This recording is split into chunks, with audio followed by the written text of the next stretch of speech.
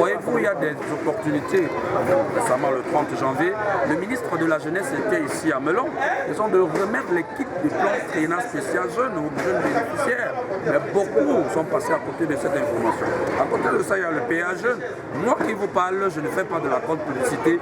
J'ai bénéficié du financement du PA Jeune à hauteur de 3 497 000 francs qui prendra effet dès la semaine prochaine. Les conventions ont été signées hier avec le partenaire financier et bien le CICRE. Donc il faut dire que ce n'était pas encore. Nous sommes présents 50 dans cet arrondissement. C'était bien avant que je ne sois président.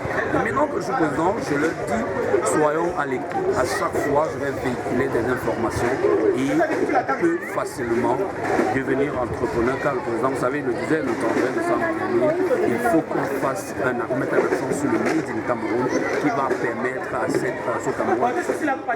Vous voyez, les inflations, les prix climatiques, tout ça, c'est parce qu'on importe.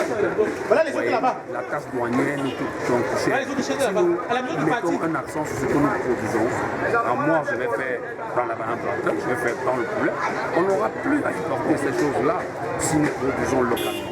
Donc, Monsieur de Valmouda, vous êtes à la tête du Conseil national jeunes de Melon.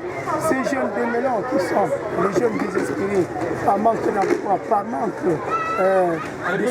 manque d'éducation, puisque la majorité des parents qui le conseil ne donne plus bien. Quel est le plan d'action pour relayer véritablement ces maladies? Le plan d'action, premièrement, c'est de faciliter l'éducation à tout le monde. Vous voyez? Et il y a le centre multifonctionnel de promotion des jeunes qui travaille en partenariat avec le Conseil national de la jeunesse. Si nous venons auprès du directeur avec notre visa, le taux de formation d'abord là-bas, il est moins cher, 25 000. Alors si un enfant est recommandé par nous, il aura des réductions forcément. Parce que c'est en fonction des enquêtes que nous avons menées qui montrent que ce jeune a il veut faire une formation, mais n'a pas de moyens, il aura des réductions. Et à côté de cela, nous faisons des séances de sensibilisation où nous invitons les jeunes à se tourner de la consommation des stupéfiants et bien tout cela. Parce que la jeunesse doit d'abord être bien portante afin d'affronter les réalités. Maintenant, sur le plan de l'éducation, il y a les élèves où nous allons intervenir dans les établissements. Nous avons un cachet rouge, les chefs d'établissement sont connus de nous. C'est pas pour ça qu'on nous a installés officiellement aujourd'hui pour qu'ils nous connaissent. C'est-à-dire même dans les établissements, si un enfant a peut-être été exclu dans un établissement et voudrait rejoindre un autre, nous pouvons intervenir pour dire il a été très mal comporté l'année qui s'est achevée. Maintenant, il faut qu'on lui donne une seconde chance. Vous voyez, on prend les engagements. Il y a d'autres que ce sera peut-être des cas de maladie ou cas de problèmes de famille. On rencontre l'autorité, ce sous-préfet, on lui dit, ce sous-préfet dans la chemise des enfants démunis qui doivent bénéficier de votre soutien pour fréquenter dans un établissement. Nous avons 2 ou 3 enfants et je pense qu'il va nous écouter. Monsieur de Valmouda, les jeunes de l'arrière-pays, les jeunes de Nzobi, de Ninon, vous écoutent.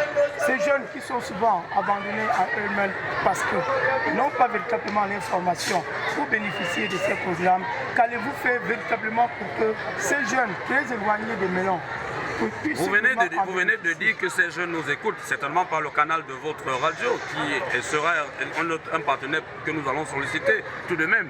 À côté de cela, il y a déjà la radio Melon qui émet tout de même. Ces jeunes doivent déjà savoir se renseigner, aller à l'afflux de l'information. Moi, je ne vais pas vous dire que je vais aller de village en village. Certes, je ferai le tour de certains villages, mais dire que je vais aller dans chaque village, dans chaque ménage, dire qu'il y a telle opportunité, ce ne sera pas des choses qui sont aisées.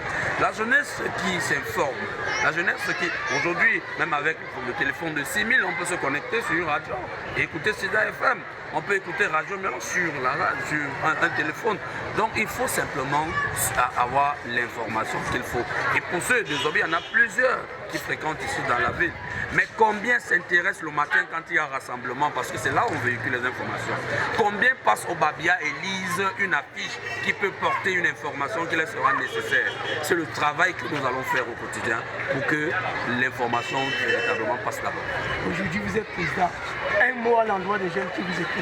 Un seul mot, c'est que cette jeunesse ose, qu'elle ait du courage. Je n'ai pas fait de la magie. Ce n'était pas un concours de l'ENAM que j'ai fait pour être président du Conseil national de la jeunesse. J'ai eu la volonté, j'ai eu l'engouement, j'ai eu la détermination, la négation. Je me suis présenté comme candidat et j'ai convaincu le collège, je vais dire les électeurs, avec mon plan d'action et ils m'ont porté à la tête. Que cette jeunesse ose simplement. La radio Sida vous souhaite une... Merci vous.